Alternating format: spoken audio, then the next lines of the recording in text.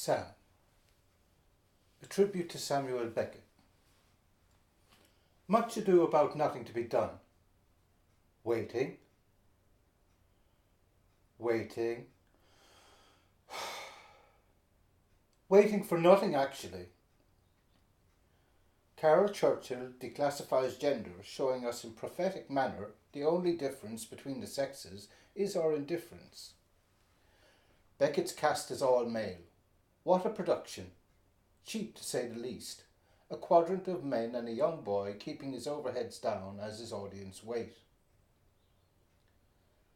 An explanation of time and space, a lead man and a follower, Vladimir and lowly Estragon, entertained by Pozzo, a leader, an elitist institution, served by a willing slave, the multitudes. Pozzo isn't waiting for Godot.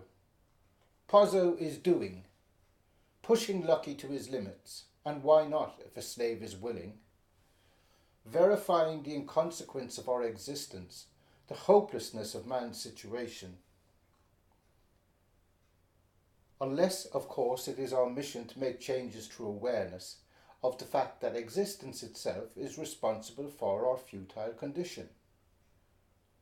We live, we die, and what is in between. Cornflakes. Would you like milk with that, sir? Pinter is dark. Watching his interview one could see. He likes the violence, the aggravation, the intensity of a situation in a dry, bland institution. Hard to figure Harold, more written between the lines than on display, characters hiding truths. The underlying social situation exposed, cruelty defined, man breaking down until all remains is an empty shell, same as Mother Courage and the salesman as well. Unlike Beckett, who gives it to you raw and straight and true. No trash unless you consider what he did in his father's time. In Endgame, trashed father and mother both, binned like has-beens. Malloy Malone dies, alive, alive-o. The unnameable, not reasonable Murphy, demented, went down on Magdalene while waiting for Godot. Samuel's play took its first breath in '69. A mere 4 years later, Pink Floyd released Breed, capturing the awakening consciousness of that time. Cascando, a love of a woman, with sockets filled with eyes like yours. His personification of liberty, Eleuteria, never to see the light of a theatre stage, my love of Beckett Pause. The lights in the theatre removed to intensify the dental masterpiece, not I, screaming its meaning. The burning embers of Sam's fire, from an abandoned work, Nacht and Traum, with respect to Franz Schubert. Words and music, rough for radio, rough for theatre, to have to act without words.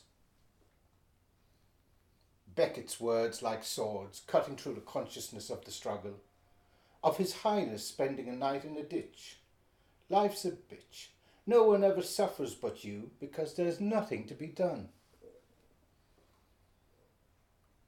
Predicting at some stage man would get text for nothing and chicks for free. An absurdist narrative, nothing in life is free, we come and go, unlike Godot, who never comes. The catastrophe of his non-existence, a belief in false pretense. In the footfalls of catastrophe, the quad, following a distinct pattern, not a ghost trio, but four, and what of his geography? Asking what, where, but not when. The Autumn Festival in Graz, Austria in 1983, that's when. Born in Dublin, Foxrock to be exact, writing in French and English, worldwide respected, a Nobel Peace Prize to his credit. Rockabye, that lullaby still in my head, low, low, low, low, low, low, low, low, low, oh, oh. staring out at the world from the chair near the bed. After a lifetime of living, how can she condone the emptiness she feels dying old and alone?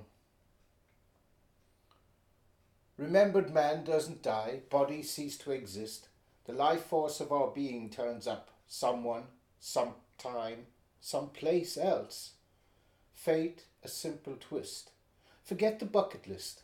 See you next time instead, when you master the art of not being dead, that time.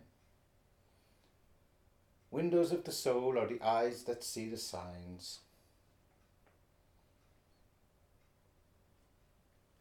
All that fall in a pile of manure will tell you pig shite's good for the roses, and less demanding than Slocum's car waiting on trains back then, as bad as waiting for Godot, I'm sure.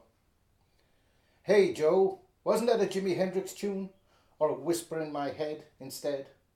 Words and music, lyric and sounds in time, Bob and Joe together, inciting rhythm and rhyme.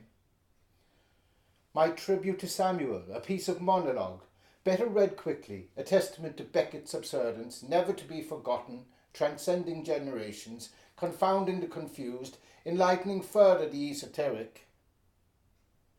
Beckett, a flame that will never be an ember.